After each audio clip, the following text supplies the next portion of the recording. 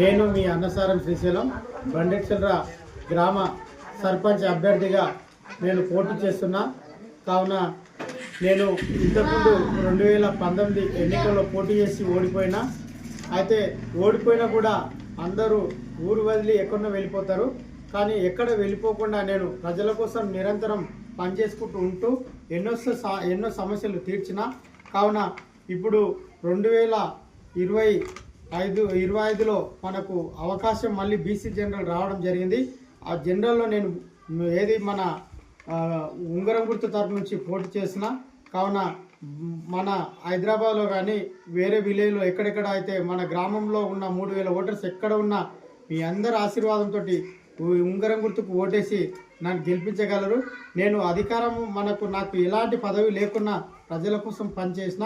మళ్ళీ నన్ను గెలిపిస్తే నేను ప్రజల ఏ సమస్య ఉన్నా ఎనీ టైం నేను పనిచేయడానికి సిద్ధంగా ఉన్నా. ముగ్గురు అభ్యర్థులలో మీరు ఎవరు బెటర్ అనేది ఆలోచన చేసి ఊరు కోసం నిరంతరం పనిచేసే వ్యక్తిని ఎన్నుకోవాలని మనస్ఫూర్తిగా కోరుకుంటూ ముగిస్తున్నాను.